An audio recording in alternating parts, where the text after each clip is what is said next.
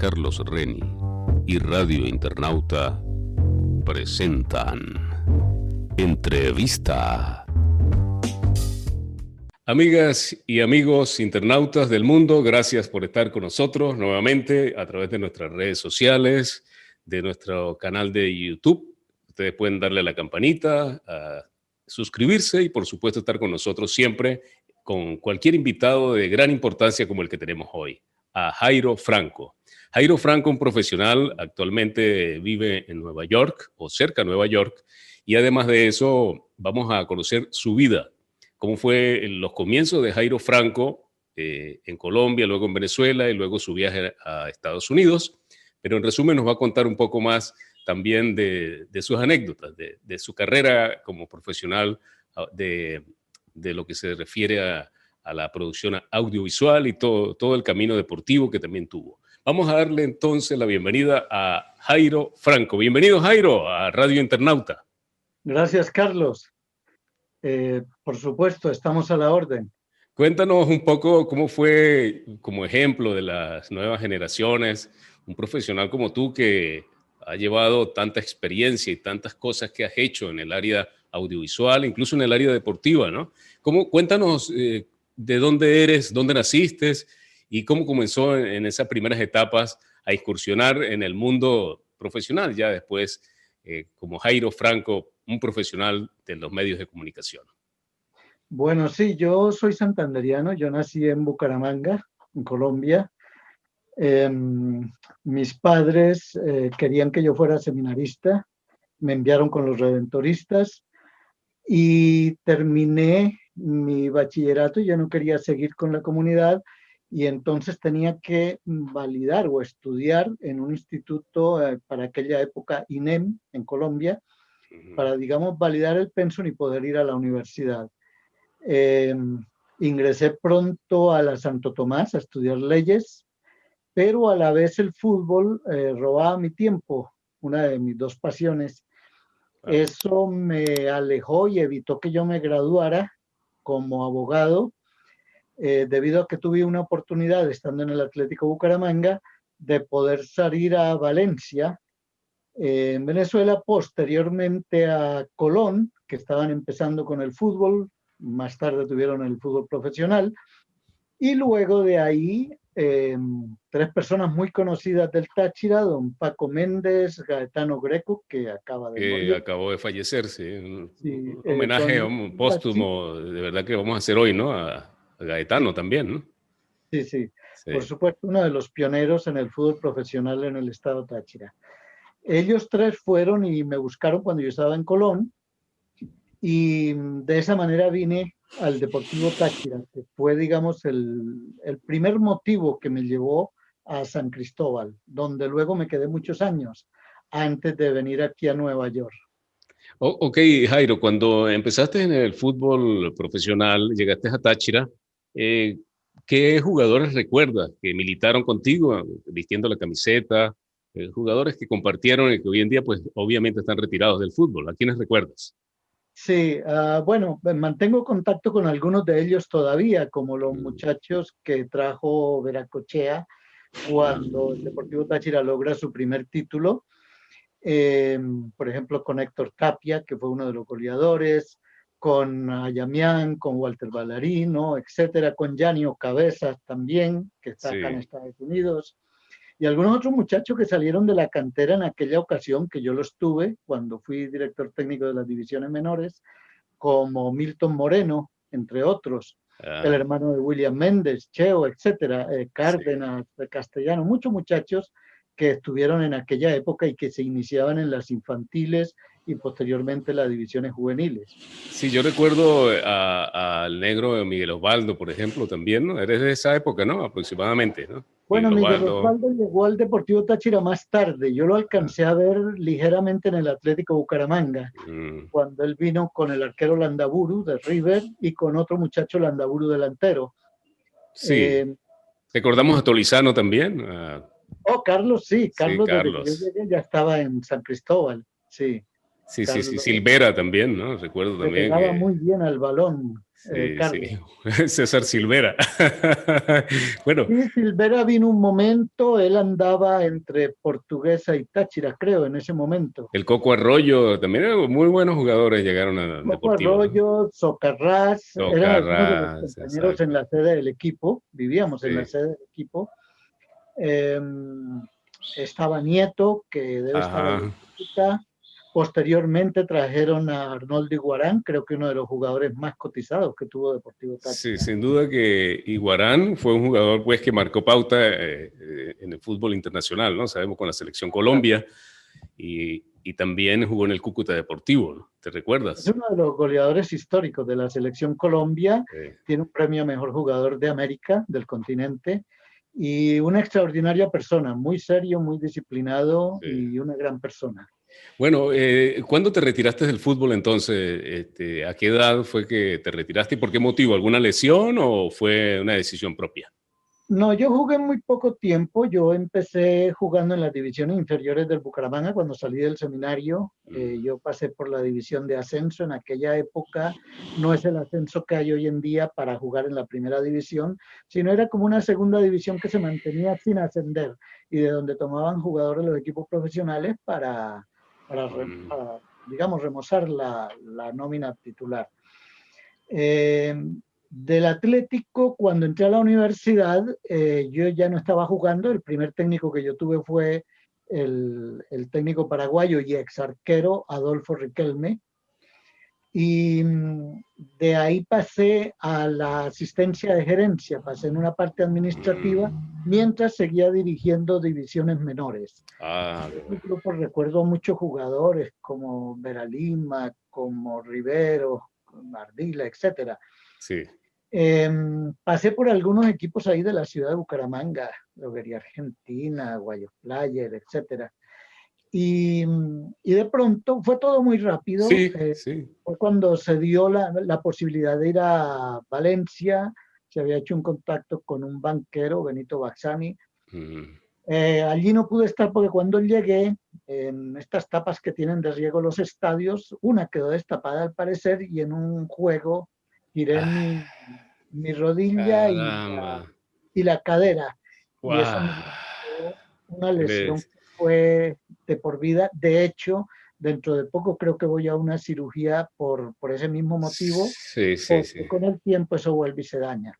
Sí, esto me hace recordar a mí a un jugador argentino, Palermo, ¿no? Una vez también festejando un gol, pisó una de la publicidad, ¿verdad?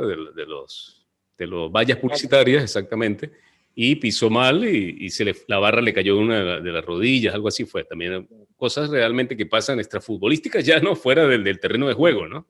Sí, por supuesto, sí pasa igual que Entrenamiento o algo así. cuando un jugador se cae solo, pisó mal, se le dobla el tobillo, que le pasa a uno también a diario. Exactamente. Pero en el caso de una competencia exigente, Sí. eso puede dar una Bueno, lesión. bueno, eso fue uno de los motivos entonces que te retiraste del fútbol activamente, profesionalmente, ¿no? No, realmente yo había iniciado de esa manera porque me gustaba, por la pasión que tenía por el fútbol, pero en lo que yo me destaqué dentro del fútbol fue en la parte de la dirección técnica de divisiones menores. Ah, ya. Pero Eh, ¿qué sitio, qué parte del cuadro futbolístico jugabas del onceno? ¿Eras defensor, mediocampista o eras delantero?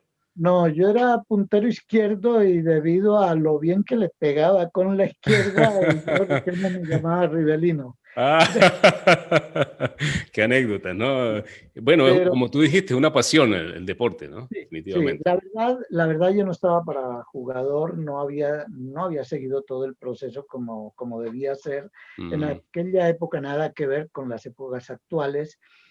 Y pues pronto yo estuve en Coldeportes haciendo mi preparación y empecé a dirigir en las divisiones menores, que fue donde mm. realmente yo hice alguna labor.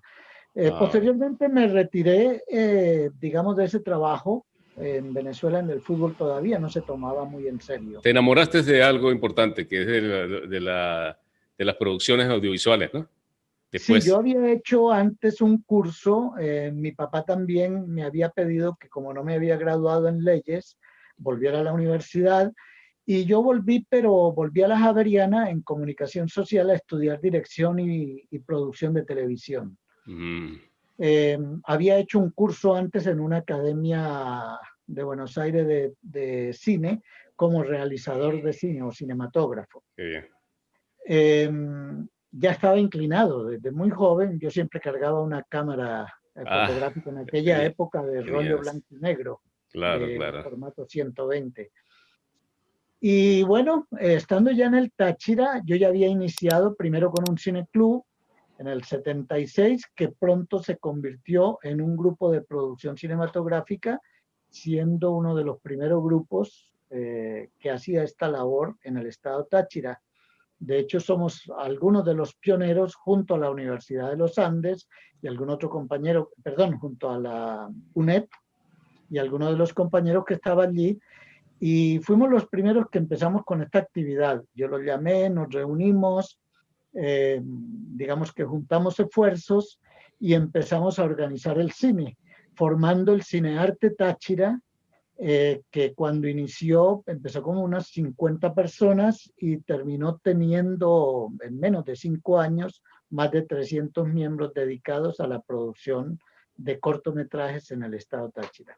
O sea que ahí nació entonces tu amor y pasión por los videos, por incluso por cortometrajes, ¿no? Como me dijiste, Sí, también realizaste varias labores en esa área, también en el área publicitaria, recuerdo, ¿no? Que sí, tuvimos con la televisora regional del Táchira, también tuviste allí sí. también. Qué bueno. Bueno, mira, digamos que en el 76 fue el inicio en el estado Táchira, pero yo ya venía con, digamos, con esa pasión, al igual que traía la del fútbol. Claro. Mucho antes habíamos formado un grupo en Bucaramanga, cuando recién salí del bachillerato, que lo llamábamos Compañía de Teatro América. Mm, Eh, Tenía una pequeña sede en Lago 2. Y de esa manera yo ya traía esa mm, inquietud. En el Táchira nació en el 76, digamos, primero como cineclub y posteriormente como grupo para hacer cine. mm, Empezamos a hacer cortometrajes. Para ese momento no había el video como lo conocemos hoy en día. claro. Todavía se manejaban los 16 milímetros para televisión. Recuerde que se hacía cine, Ujú. era todo un proceso químico, no digital como hoy en día. Y digamos que nosotros nacimos con la era primero del video análogo y posteriormente del video digital, que ya transformó O sea absolutamente que tú viviste las etapas del Betamax, ¿verdad? Del VHS, viviste también esos diferentes formatos de video que se manejaron, ¿no? Antes del Betamax manejaste otro, ¿no? Me dijiste. Había Bueno, otro. a nivel de televisión vino el Umatic Ah, ok. 3/4, que duró Mm, mucho, todavía mucha gente sigue usando 3/4, un excelente mm, formato. Fue, ajá. digamos, uno de los primeros, junto, bueno, los canales más grandes fueron incorporando 1 pulgada, etcétera, equipos enormes, imposibles de transportar. Exacto. Nosotros usábamos para nuestros cortometrajes el formato Super 8, que bueno, Ajá, era el recuerdo. indicado. Sí. Sí, era el indicado. Los europeos lo usaron muchísimo tiempo como su video casero o como su imagen casera, por decirlo así, porque no Mm, era video. sí, sí. Nosotros lo empezamos a usar cuando se empezó a usar o se llamó para las producciones independientes. En Mm. Venezuela había ya algunos pioneros en Caracas, como Julio Neri, Carlos Castillo, entre otros, y ya habían iniciado la actividad Super 8, de manera que se contactaron con nosotros y nosotros con ellos, y empezamos a formar parte de ese círculo nacional y a empezar a participar en festivales nacionales representando al estado Táchira. Por cierto, Franco, ¿tú tienes algo, alguna relación con Rubartelli? Porque Franco Rubartelli era uno de los grandes también. Sí tuve la oportunidad de conocer a Sí, Franco Rubartelli, qué bien. pero sí, sí, no teníamos nada que ver. El Franco de él es por el nombre. Ah, pues por el nombre, Sí, claro. sí, sí. Excelente profesional, Sí, excelente excelente, sí, sí, persona. sí. Hizo, hizo grandes películas. Él trabajaba mucho en el ambiente natural, en el Sí, Amazonas, etcétera.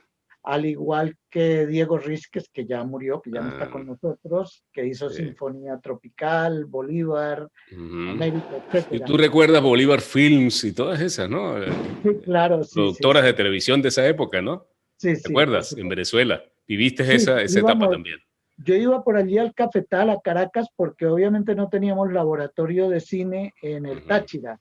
ujú. Eh, Pronto del cine Super 8 yo pasé al cine de 35 milímetros.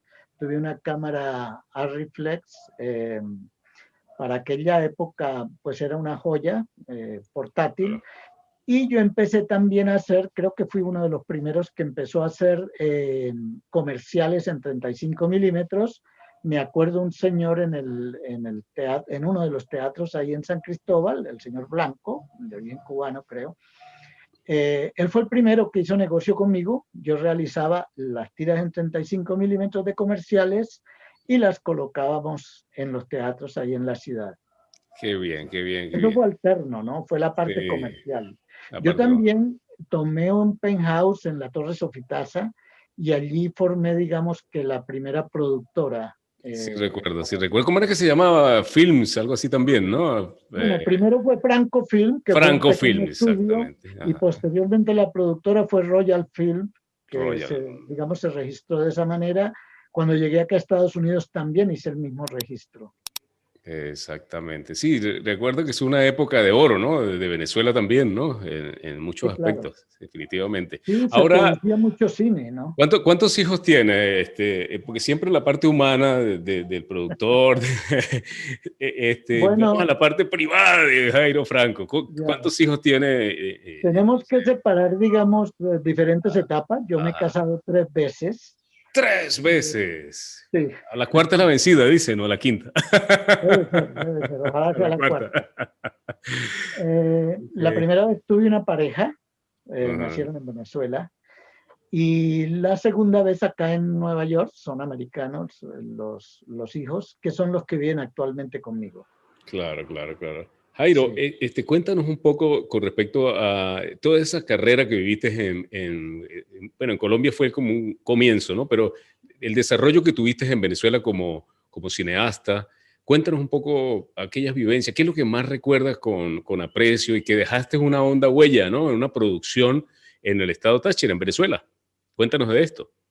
Bueno, lo primero que no puedo olvidar es la receptibilidad, todo el apoyo de la gente tachirense, de todos los que estaban allí, de los que Ujú, me rodearon para poder realizar el cinearte. Eso es lo primero y eso es lo más claro. importante, todas las personas. Había familias completas como la familia Guerrero, Ujú. Guerrero Uribe, Uribe, Uribe. sí, sí, sí, Uribe Guerrero, perdón. Eh, la familia completa se integró al Cinearte Táchira y estuvieron colaborando con nosotros todo Entre el esos tiempo. Orlando, que es Orlando Uribe, que también es comunicador, locutor también tachirense. Sí, Orlando fue uno de los actores de Ah, Clímax, una película que se hizo en 16 milímetros. Livia también, la hermana, que también. Lidia Uribe fue la Ah. protagonista de Yubí, basado en un mito y leyenda aborigen del Táchira, escrito por Lolita Robles de Mora, Ahora, ¿qué quien pasó con ese nació... material? ¿Existe? ¿Lo Sí, claro. recuperaste? Cuéntanos de ese material. ¿Qué hay de vida de Bueno, eso? bueno, en aquella ocasión se hizo una copia casera en VHS, que creo que la familia Uribe todavía tiene esa copia. Mm, Yo recibí hace poco el material que estaba guardado en el Táchira. mm, Nosotros no teníamos medios ni mucho conocimiento cómo archivar y poder conservar un material que era claro. positivo, no tenía negativos. De manera que si se dañaba el original, no había nada más. A Mm, diferencia de las producciones hollywoodenses o algo que tiene negativo, que está en un banco, que se conserva en las condiciones climáticas y de claro. cuidado adecuadas. De manera que eso se guardó en cajas, en reels y en latas. Y ahora cuando los recibí, obviamente hay mucha película desprendida de la base plástica del acetato. Hay mucha material que tiene hongos y hay material que se trozó. porque cuando se coloca en los proyectores, si hay un daño, si se Claro. detiene, se quema la película, Sí, sí. etcétera. De hecho, hay películas que se basan en los incendios de los proyectores o Ujú. originados por los proyectores de Ah, cine ok, antiguos. ok, perfecto. Entonces, estoy en una labor que va a llevar años. Se lo prometí también a Belkis Candiales, allí en Mm. San Ah, sí, Cristóbal. por supuesto, Belkis Candiales, que ha sido Claro, dirigente allí, ¿no? En el área cultural, ¿no? sí, claro, Táchira. siempre estuvo Sí, ligada y colaborando con la cultura tachirense en todos los sí, ámbitos. sin duda. Le prometí que una vez fuera rescatando ese material, lo iba a tener y lo iban a tener pues las personas que seguimos conectados con el cinearte Táchira. Por supuesto, lo trataré de llevar a Blu-ray, lo trataré de llevar a 4K para que se conserve y pueda ser visto en el futuro. Fueron los primeros materiales que se realizaron por grupos del Táchira, grabados en el Táchira y con todos los recursos tachirenses, no por grupos de fuera. Ahora, De Jairo, manera, háblanos un poco con respecto a cómo fue esa transacción, ese paso de Jairo Franco como productor de cine, como creativo también, que sin duda lo eres, para irse a los Estados Unidos. ¿Cómo fue esa inspiración? ¿Por qué te fuiste a los Estados Unidos? A los Estados Unidos? ¿Alguien te invitó? ¿Fue un trabajo que tenías ya para hacer en Estados Unidos? ¿Por qué llegaste a Nueva York? Cuéntanos bueno, este ciclo. sí, yo no vivía del cine, obviamente no se podía vivir Mm, del cine en esa época. Entonces yo tenía actividades paralelas relacionadas con lo mismo. Yo tenía un pequeño estudio donde atendía y realizaba, digamos, fotografía y video para eventos sociales y también atendía a personas que tenían algún negocio con los medios comerciales. O claro. sea, realizaban comerciales ya fuera para televisión o para cine. De esta manera me relaciono con la familia Domador y con su fundador de Ars Los Andes, que fue, digamos, en aquella época Sí, una de las recuerdo una agencias de las más agencias grandes. publicitarias más grandes, ¿no? De esa época, Sí, Ars correcto. de Sí, Venezuela. ellos trajeron inclusive un creativo de Caracas. Era una organización Sí, completa, muy buena. muy bueno. Y de esta manera empecé a hacer la imagen para Ars Los Andes, realizaba imagen para televisión, ellos tenían varios programas en la TRT y yo hacía la imagen, de manera que ellos procesaban, tenían su idea y hacían la postproducción y yo les trabajé de esa manera me vinculé con ellos y surgió la posibilidad, cuando empezaron a salir los primeros equipos digitales, de venir a Estados Unidos a verlos y a comprar algo de esto para mejorar la producción de Ars Los Claro, Andes, claro. también el Táchira. De Sí. manera que mapas en mano, me vine a Nueva York enviado por ellos y a reunirme en B&H, que es una de las tiendas más grandes para profesionales acá en la ciudad de Nueva Mm, York. mm. Me gustó Nueva York y después de hacer esa gestión y de regresar y estar un año más en esas labores en el Táchira, me propuse que renunciaría a todo y me vendría a vivir O a sea Nueva York. que te enamoraste de Nueva York de cierto modo, te gustó la ciudad, te Sí, gustó, digamos, el ambiente fílmico, también te llamó de cierto claro. modo la atención, ese movimiento que había, incluso llegaste a llegar luego y conocer grandes personalidades, ¿no? Del mundo del cine allá en Nueva York. Sí, cuando yo estudié en un instituto cine, en la cinematografía, yo basé mi trabajo en el análisis del trabajo cinematográfico de Woody Allen, considerado uno de los genios de cine para acá y uno de los más prolijos. Entonces, uno de mis propósitos era venir y conocer su trabajo en caliente, estar allí en la producción Mm, y todo. Y tuve esa oportunidad. También tuve la oportunidad con otros cineastas, pero ese fue, digamos, como un propósito. De manera que cuando vine a Nueva York, me gustó y me deslumbró la ciudad como sí, tal. sí, sí. Obviamente me llamó la atención el tener la posibilidad de tener todo a Claro, la claro, mano para claro, poder claro. hacer lo que quería. Dije, bueno, yo si quiero hacer un poco más de quedarme con el cine Super 8 como un hobby o algo así, pues tengo que trasladarme a Estados Unidos, que es donde está la meca del negocio. Y ese fue el Cuéntanos esa motivo. anécdota con Woody Allen, cuéntanos cómo lo conociste, cómo viviste esa experiencia con este gran cineasta estadounidense. Sí, andaba pendiente de los castings, andaba pendiente de algunas de las producciones. Acá es común en la ciudad de Nueva York o en cualquier otra ciudad de ver, cuando tú ves una fila de 8 o 10 camiones que están transportando equipo, sabe que va a haber un rodaje en tu ciudad. Mm, Y entonces estaba pendiente para poderlo ver, para poder participar y después trabajando para HITN, una especie de canal PBS en español que hay acá en Estados Unidos, con claro. sede en Puerto Rico y acá en Nueva York, en Brooklyn. Tuve la posibilidad de conocerlo y ya charlar con él, de participar de entrevistas, etcétera. ¿Cómo Ese fue aprendiste el la, inglés? ¿Lo aprendiste al llegar o ya tenías unos conocimientos previos del idioma? honestamente todavía no lo he aprendido. Pero para poderte comunicar con Woody Allen, ¿cómo hiciste entonces? ¿Sí hablabas Sí, no, español? no, pues me fui defendiendo y me defiendo, obviamente, Ok. ¿no? De hecho, hasta fui hace poco a trabajar también en el sistema educativo aquí de la ciudad donde vivo. Mm, Me vinculé a una escuela donde estaba mi hija, o donde todavía está mi hija, y estuve trabajando allí hasta ahora que vino lo de la pandemia y estamos online. ¿Obtuviste la Pero nacionalidad estadounidense inmediatamente al llegar o tuvo que pasar algunos años para? ¿Cuántos años tienes ya no, en Estados Unidos?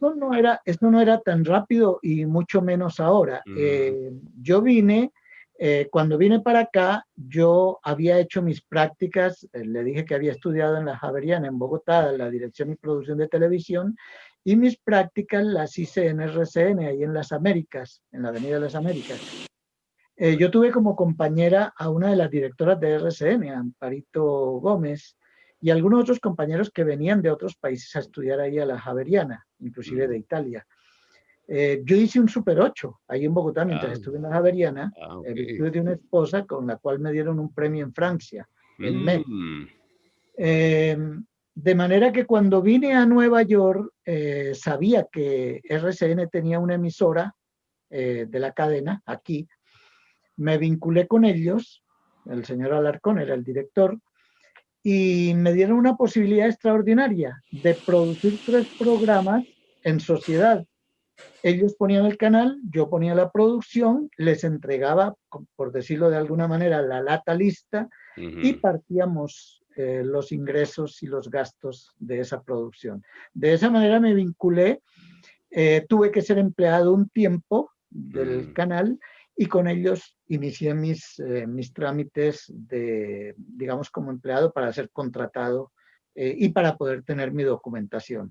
Actualmente yo manejo mis 3 pasaportes, mis 3 nacionalidades, nacionalidad colombiana, la venezolana se Venezolano, puede recuperar en cualquier momento porque yo tengo hijos venezolanos, de acuerdo a claro, la ley de allá, claro. y tengo actualmente la ciudadanía americana, por supuesto. Ahora, cuéntanos un poco algunas situaciones importantes de ese cambio que tuvo Jairo Franco de tecnología, ¿no? Porque si bien hablamos de, ¿verdad?, de varios formatos a la era digital, ¿cómo fue ese cambio de Jairo Franco como productor audiovisual, como cineasta, a entrar ya al plano que actualmente estamos viviendo, ¿no?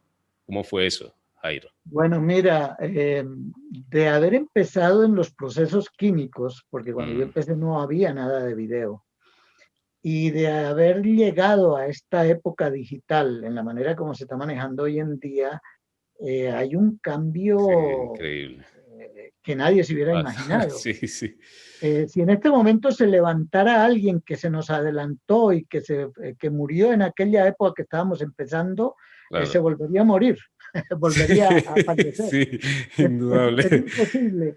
Es un Sí, cambio enorme sí, para mejor, claro, no, porque se sí, puede sí. uno concentrar hoy en día más en el contenido, en la historia, en cómo contarla y en el mensaje o en el propósito que tiene con su película que antes. Antes tenía que pensar y solventar muchísimos Ujú, escollos y ujú. problemas técnicos, Sí, sí. sobre todo para quienes hacíamos algo independiente y sin Mm, recursos. sí, Hoy en día no. Hoy en día cualquier persona está con un teléfono. Hay festivales en Londres extraordinarios de cine hecho con un teléfono, lo que se de llama última cine generación, documental. ¿no? Lógico, sí, un Sí, teléfono. sí, no, no, inclusive con teléfonos regulares de $300 o algo, se pueden hacer muy buenas producciones por los programas que hay de postproducción y por lo que Exacto. permite la tecnología. Entonces, es lo que se llama cine vertical Sí, o los festivales de cine vertical que hay hoy en día. correcto, correcto. Ahora, Jairo, ahora háblanos un poco también relacionado con lo que se refiere a ese gran material que tuviste. Tuviste cámaras de diferentes modelos, estilos. ¿Cómo ibas cambiando después de esos cambios tecnológicos? ¿Ibas vendiéndolos, los desechabas, los obsequiabas? ¿Qué hacías con ese material, con esas cámaras filmadoras? Aquí entre nos, hace poco, algún amigo que vio en el sótano de mi casa algunas cosas que todavía guardo, me dijo, ¿y esa cámara de hierro, con eso filmaste a Tarzán? Creo que se refería al de blanco y negro. Sí, sí, sí. Eh, eh, no, mira, mi primera cámara fue una Hanimex, hablo de cine, Sí, mi claro. primera cámara fue una Hanimex Super 8. Eh, Cuando yo llegué al fútbol, conocí a José Torres en San Cristóbal, dueño del Laboratorio Fotográfico Occidente. Ujú, ujú. Aparte de ser jefe mío, también fuimos muy amigos y con él se facilitó comprar una de mis primeras cámaras de cine. Obviamente con el tiempo, con el cambio de la tecnología, fui cambiando, llegué al Canon. Canon hacía unas cámaras de Super 8 excelentes, Sí, ya sí, con audio. Las primeras cámaras Fuji y todo no tenían audio. sí, El audio había que hacerlo aparte. Ya estas otras, como las Canon, trajeron una banda para claro. magnética y allí mismo se grababa el audio. Posteriormente pasé a 16 milímetros con Canon Scoopy, luego pasé con Arriflex a 35 milímetros, seguía conservando Canon en Super 8, pasé a Elmo Super 8, que era una excelente cámara. Tuve en algún momento Blue, la francesa también, que Claro. inclusive ha vuelto a salir. Yo los equipos, algunos los fui vendiendo, los fui cambiando, algunos los llevé a alguna tienda de empeños, de manera que eh, eh, Exactamente. fueron teniendo muchos Parte destinos. de las anécdotas, ¿no? De Jairo Sí, Franco claro, como productor de televisión y de cine, que sin duda sí, alguna es increíble, ¿no? Y es agradable escuchar que llegaste a empeñar alguno de los equipos sí, por claro. razones económicas o para Sí. adquirir otros equipos también, seguramente. No, obviamente se requerían recursos para lo que yo hacía de Cine Super 8 y para mantener el grupo. Inicialmente teníamos poco apoyo, posteriormente se vinculó el Hotel El Tamá, que nos daba una sede permanente allí, en la vocería del doctor Lindolfo Contreras, que fue uno de los que más apoyó el Cine Arte Táchira también, la familia Villamizar, eh, eh, los laboratorios en Caracas de Futuro Film, donde procesábamos también película, allí en el Cafetal, Caracas, yo iba con frecuencia allí, inclusive también cuando hice algunos trabajos para el presidente Carlos Andrés Pérez en cine y en video. Yo tenía que grabar en la mañana y salir en un avión de ellos para Caracas, llegar a Futuro Film, revelar, esperar que lo aprobaran, etcétera. O sea que tú viste Entonces, las épocas por ejemplo, de la Venezuela, del blanco y negro, del primeros televisores que llegaron a nuestro país, a Venezuela. bueno, cuando yo llegué no existía No nada de existía. televisora Exacto, regional, sí, estaban sí. solo las grandes cadenas, por Claro, claro. supuesto. No, ¿Y pero ya estaban recuerdas a grandes cineastas, por supuesto, a Franco Rubartelli, pero también conocías a otros? Y Sí, también sí, sí. algunos personajes importantes de la televisión venezolana, Renio Tolina. Sí, René Tolina, claro, sí. Exactamente. Con algunos de ellos tuve que hacer algunos trabajos, ya sea para Ars Los Andes o ya sea porque algún cliente me contrató. Eh, Yo a una de las personas que no puedo olvidar y voy a volver a mencionar dentro del formato que nosotros manejábamos, Mm, porque aunque obviamente el 35 milímetros comercial lo había por cantidades en Venezuela, estaba más que todo en Caracas concentrado. Y cada 2 años que se hacía el premio Simón Bolívar, organizado por la ULA en Mérida, había en participación más de 200 películas, lo que indicaba la cantidad de producción cinematográfica venezolana en claro. aquella época. Y ahí conocíamos obviamente a todos los cineastas, pero hay alguien que en el cine Super 8, junto a Diego Rizque, Julio Neri, Carlos Castillo, fue como una de las personas a la que fuimos siguiendo y la que más nos fue llevando. Carlos, siempre vinculado al arte, a la parte creativa, definitivamente eso fue lo que lo marcó y lo que más yo recuerdo de él. Hace poco recién nos encontramos en el Facebook Carlos sigue allí en Caracas. Carlos fue uno de los creativos mejor que pude conocer o más completo que pude conocer, que en cualquier momento y con una cámara bajo el brazo Super 8 se inventaba y hacía alguna película. Fue premiado en Cannes. Sí, no, y recuerda la Eh, época de oro también del cine venezolano, ¿no?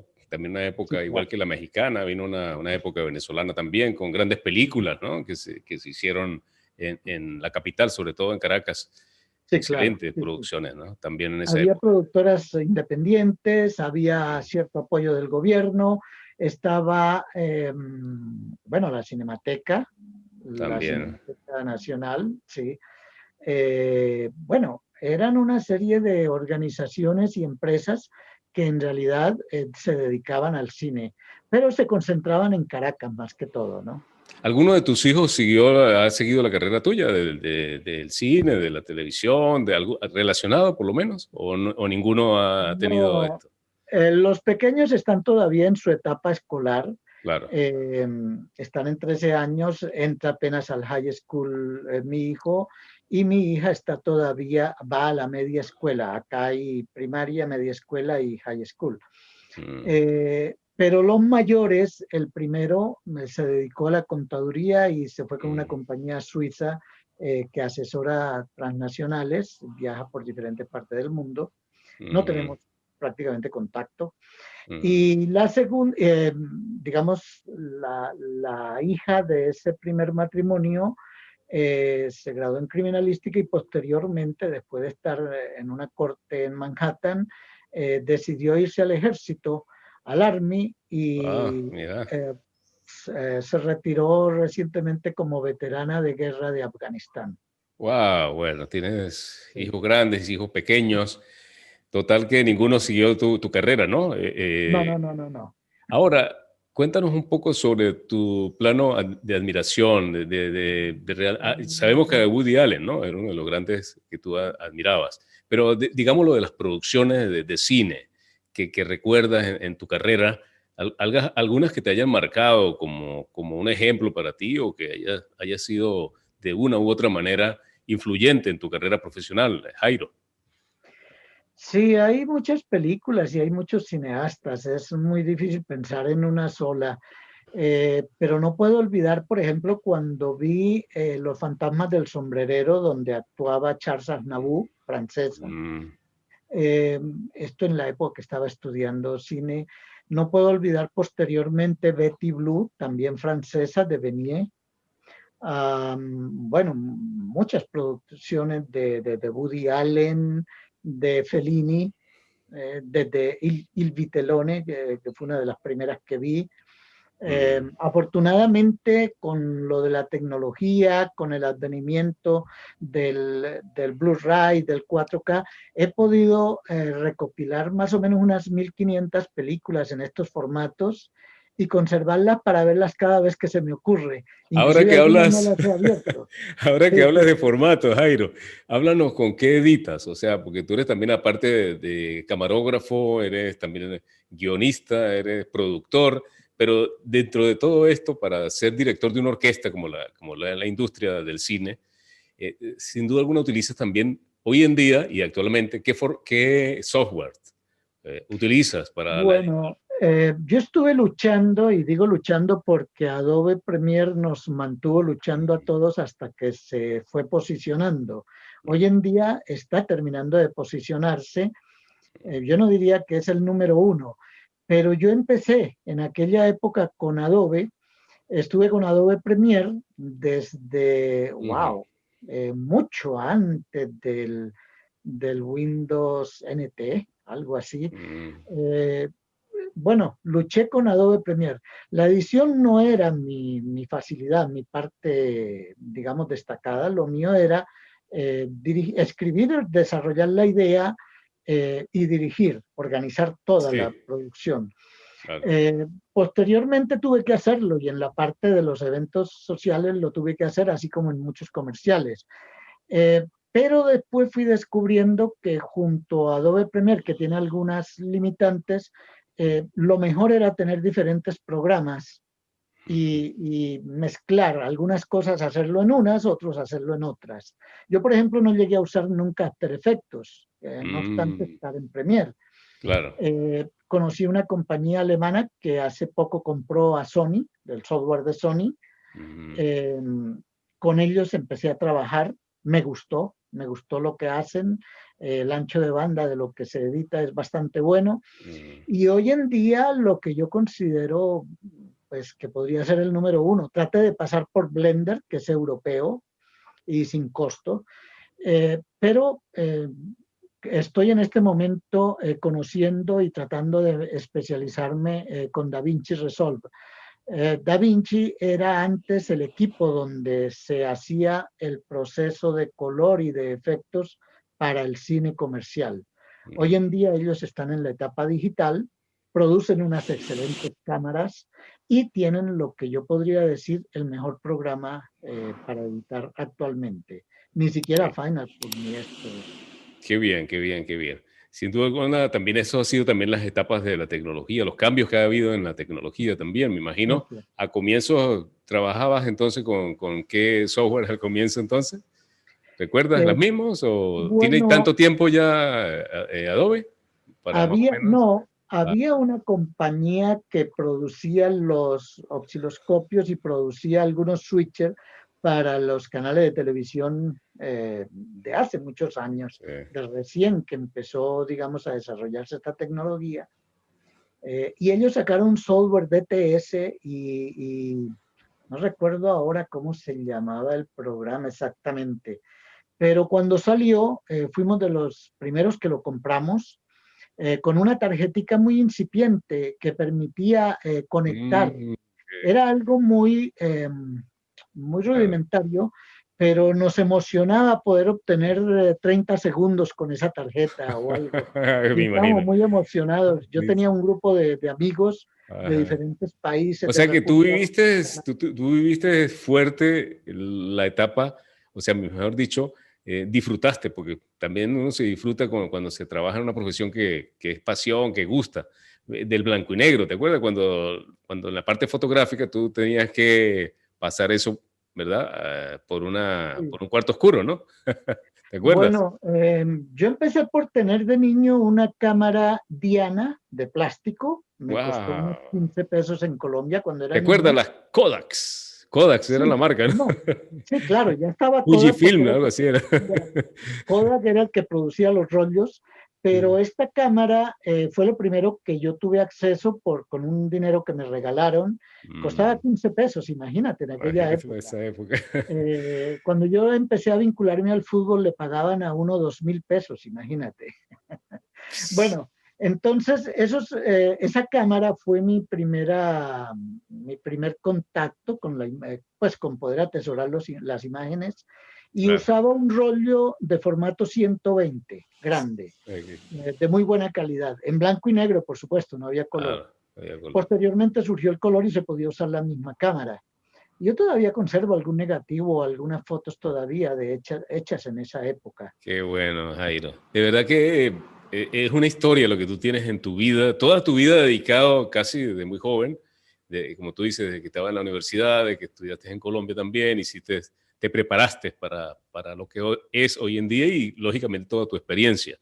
Pero háblanos un poco, Jairo, también relacionado cómo ve Jairo Franco después de hoy en día ver tantos efectos especiales en las películas, ¿verdad? Como La Guerra de las Galaxias, ver cómo todo ha fusionado y se está manejando en la actualidad el cine actual con tantos efectos, tanta tecnología. ¿Cómo ve Jairo Franco eso?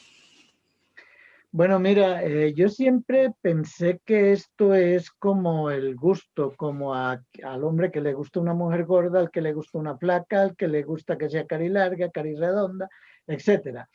El cine hay personas que van y lo ven solo por diversión, Eh, hay personas que van a verlo solo por la ambientación, por la imagen, hay personas que solamente van a ver el trabajo del DP o del cinematógrafo, hay personas que van a ver la historia o quieren conocer la historia, quieren adentrarse en lo que el escritor o el director quiso transmitir. Y hay personas que van a ver solamente efectos especiales, a distraerse con esto. Entonces, sigue habiendo público para todo. Yo no creo, al igual que dijeron que cuando se acabara el celuloide, se iba a acabar el cine y todo. No, no, no, todo se va modificando, todos nos vamos adaptando a la nueva tecnología, a la nueva época, la nueva manera de ver las cosas y de tenerlas. O sea De que manera que Jairo Franco siempre ha estado como productor, siempre detrás de las cámaras, y nunca quisiste de una u otra manera actuar en una de tus producciones, también actuar, o recibiste alguna propuesta en Nueva York o algo. Cuéntanos si hay alguna anécdota con respecto a esto. no. Nunca. No exactamente. Ah, Acá en Nueva York trabajé en una película dominicana, Enriquillo, pero también trabajé fuera y fue en film. ah, También fui a la Academia de Film de Manhattan, de la ciudad de Nueva York, porque algunos estudiantes querían ayuda cuando preparaban su tesis o su trabajo final, a ayudarles en el manejo de la cámara, la parte técnica nada más. Frente a la cámara en el cine Super 8, Fonseca, un compañero del Cinearte Táchira en aquella época, me pidió que fuera actor, eh, entre comillas. Sí lo hice, sí lo y hiciste. lo que llaman algún cameo, alguna salidita, alguna toma en alguna película de uno, pero no Claro. porque ese fuera mi interés. Mi trabajo siempre fue detrás de las cámaras. Detrás de las cámaras, detrás de las cámaras. Bueno, definitivamente, Jairo, ¿qué es lo que le recomiendas a toda esa gente, jóvenes, las nuevas generaciones de productores de cine, también como lo eres tú, como fuiste en toda tu carrera? ¿Qué le recomiendas a ellos? ¿Tienes alguna inspiración para regalarles a ya en vida, ¿no? Porque eres muy joven todavía, pero sin duda alguna tienes muchas experiencias. Entonces, me imagino que podrías darle como si fuesen hijos Sí, tuyos de tu carrera y podrías decirles, bueno, les recomiendo esto, les recomiendo lo otro, ¿no? ¿Qué les podría decir a ellos? bueno, primero que todo, vivan la vida intensamente con lo que les gusta. Yo la he vivido intensamente. Se puede decir que si a mí me preguntan, cuénteme de esto, cuénteme de aquello, hay mucha, mucha historia, hay mucha tela que cortar porque la viví intensamente y sobre todo en las pasiones que yo tuve, que fueron sobre todo el cine o la imagen y el fútbol. Ujú. ¿Qué le puedo decir yo? Primero, estén claros y prepárense. Uno no puede dar un salto sin un puente y dejar ese vacío, porque en algún momento el vacío te hace devolver, o sea, la vida te hace devolver, encuentras ese vacío y no Ujú. puedes continuar lo que te gusta. Prepárate con lo básico y tenga claro, desde un principio uno tiene que ir teniendo claro qué le gusta y qué quiere hacer. No puede Claro, seguir claro. y hacer lo que le diga el papá, el tío, el primo o alguien le condicione. Tiene que hacer lo que le gusta, Exacto. porque a eso se le va a entregar con ganas y lo va a disfrutar. Yo no hice el trabajo porque me pagaran la plata, la necesité, claro, siempre la necesito, pero lo hice porque me gustaba. Disfruté mucho Sí. cada cosa que hice. Ajá, ok. Yo creo que eso es lo más importante también, que le guste lo Claro. que sea, que no es, que como dicen muchos, no es un trabajo, es una diversión, de cierto modo, porque le apasiona lo que hace. Mira que coincide con algunas personas. Por ejemplo, nadie discute a Pelé. Yo tuve la Ajá. oportunidad de conocer a Pelé y una de las cosas que hablábamos cuando lo conocí, él recién llegaba al New York Cosmos, estaba con Ah, México, y una de las cosas que él primero decía, yo hago esto porque me gusta, yo entro y me divierto. Ahora, soy responsable, me divierto responsablemente porque tengo un compromiso, pero yo hago esto porque me gusta, esta es mi vida. ok. Llegaste a Entonces, conocer a Pelé, entonces, Edson sí, Arantes do claro. Nascimento.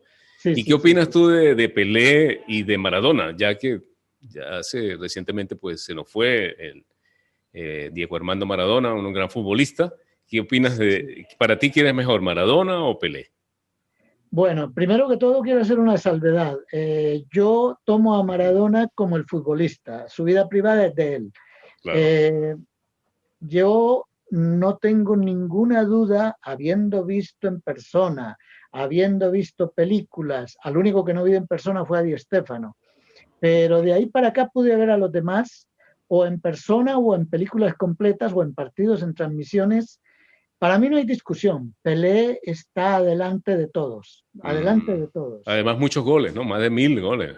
Sí, pero no solo eso, es que él arrastraba a sus otros 10 compañeros y se veía cuando él iba a toda una sombra detrás de él, que eran sus compañeros. Él se echaba el equipo al hombro en cada partido. No era un partido sí, un partido no, lo que le ha pasado a muchos. Claro. Se le acerca Cristiano Ronaldo, un gran atleta, pero a Cristiano le faltó liderazgo. El liderazgo que ¿Y le sobró a Messi? Pelé ¿Y Messi? le faltó a Cristiano. Messi a mí me parece un gran jugador, me parece un gran jugador como en el caso de Diego Maradona. Para mí Diego Maradona fue mejor que Messi porque él se echó la responsabilidad también del equipo. Lastimosamente fue una carrera mucho más corta que no se puede comparar con la de Pelé. Claro. Pero la de Maradona iba por ese lado, de haberla tenido así de larga, de haberse cuidado como él mismo lo reconoció, hubiese podido estar en el mismo nivel. Sí, es verdad, sí, es verdad. Algunos otros fueron una carrera muy corta, como Johan Cruyff, como George Best, el irlandés que estaba en Inglaterra, y algunos otros jugadores. Mira, Garrincha, También. otros, sí. Sí, Tostao, Gerson, por hablar de Rivellino, sí. Teixeira, jugadores. Lo que pasa es que Brasil en ese México 70 tuvo un gran equipo también, Sí, indudablemente. ahí considero muchos genios. Sí, Tostao, al cual tampoco lo pudimos tener mucho tiempo, era otro jugador por ese nivel. Lastimosamente no estuvo mucho tiempo en el fútbol con nosotros, pero o si uno se pone a analizarlo, lo que él hacía en cada partido individualmente, excelente, extraordinario yo creo que jugador. también ahí ha marcado mucho la diferencia la vida deportiva del jugador, no solamente en el campo de fútbol, sino fuera del campo, ¿no? Yo creo que ha influido también, por ejemplo, Garrincha parece que era muy bebedor, ¿no? Tomaba demasiado y tenía muchos vicios. Mientras Pelé, en absoluto, fue un jugador que se cuidó mucho, tuvo mucha disciplina fuera del escenario deportivo. Sí. El caso Por de eso Maradona lo también, decía. que también fue un desastre, ¿no? Maradona. Por eso lo decía Pelé. Yo disfruto y entro a disfrutar esto, pero responsablemente. O sea, si a ti te gusta, por decir algo, coleccionar los muñequitos del mundial, tú tienes que estar pendiente de dónde los compra, a qué horas ir y guardar la plata para comprarlos. Si tú no haces esto, obviamente no los vas a tener, porque alguien te puede regalar una figurita y más nada. En la vida o en el fútbol o en tu profesión, tú tienes que cuidarte para tu profesión y tienes que estar enfocado en ella. Te Sí, puedes sí. distraer, pero eso no quiere decir que te salgas del enfoque de lo que tú eres.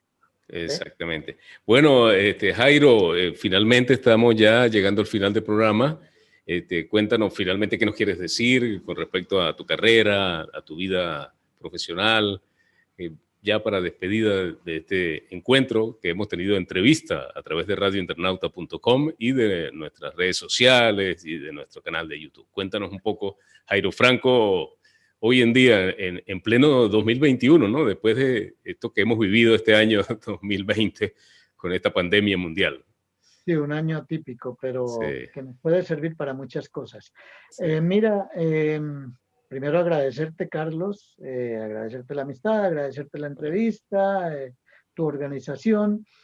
Eh, ¿Qué más te puedo decir? Yo tengo en este momento, primero que todo, agradecido con Dios, con el Creador. Soy muy creyente del ser superior. Eh, Me ha permitido vivir plenamente, tener lo que quería. Mucha gente pensará, bueno, no es millonario, no es que yo no quería eso, Claro, claro, yo no claro. estaba buscando eso. Sí, De sí. todas maneras, se me permitió lo que yo quería, se me ha permitido y todavía a lo mejor tengo mucho que hacer. Yo sigo haciendo planes porque no sé cuándo me van a llamar. El día que me llamen, bueno, esa parte no la decidía yo, Claro. pero yo sigo teniendo planes, tengo planes, estoy preparando un estudio en un apartamentico que yo rentaba, que yo tenía para rentar y estoy acondicionando un estudio donde voy a hacer algunas producciones, voy a volver a los cortometrajes, ahora en la era digital, que me parece mucho más práctico. Y quiero continuar ahí. Tengo un plan y tengo una compañía muy grande aquí del área donde vivo. Esta es una ciudad con una historia riquísima donde yo estoy. Mm. Yo estoy en una villa donde vivió Tomás Alva Edison y Ah, donde hubo otros grandes que forman parte de la cerca de época Nueva York, ¿no? Me moderna. imagino, retirado. Yo estoy a 4 horas de la ciudad de Nueva A York, 4 horas. en medio de Nueva York y Montreal. Ah, en medio de Nueva York y Es una Montreal. villa muy tranquila. Yo estuve casi 20 años viviendo en la ciudad de Nueva York, muy bonita para vivir soltero o solo, pero no con familia.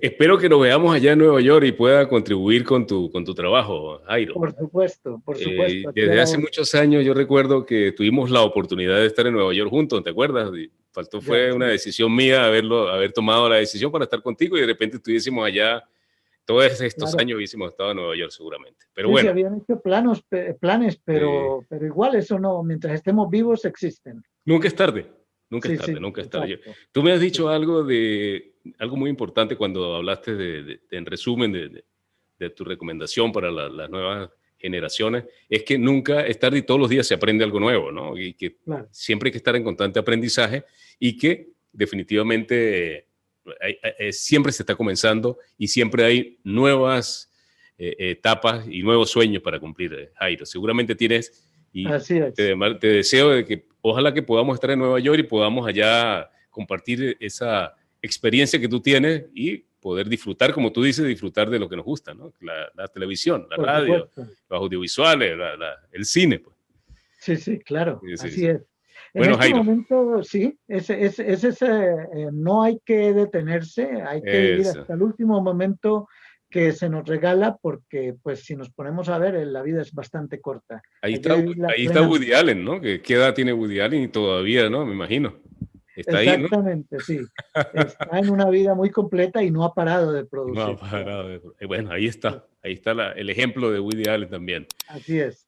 Bueno, gracias Jairo por estar con nosotros. De verdad que ha sido maravilloso haberte tenido para todos los televidentes del mundo. Van a conocer a la parte humana de un productor de cine, de televisión, de productor, además deportista y que vivió las pasiones y que ha, como tú lo dijiste, has disfrutado y seguirás disfrutando de lo que haces, que es lo más importante, Jairo. Sí, claro, totalmente es así. Gracias a ti, gracias por la entrevista. Y bueno, acá en Nueva York estamos a la orden. Aquí estamos y estamos pendientes para estar vía online y por supuesto tenemos que estar allá en Nueva York disfrutando también de todo el trabajo que tú haces. Hasta entonces, Jairo y Igualmente. amigos. Gracias, igualmente, Carlos. Amigos televidentes, gracias por estar con nosotros en este programa de YouTube y de redes sociales, a través también de radiointernauta.com, de nuestra emisora online. Gracias a ustedes, a Jairo Franco por habernos acompañado y los esperamos en otra oportunidad. Recuerden darle a la campanita, recuerden suscribirse y, como siempre, seguir todos los invitados que traemos aquí maravillosos a este programa. Hasta entonces, amigos. Carlos Reni y Radio Internauta presentan Entrevista.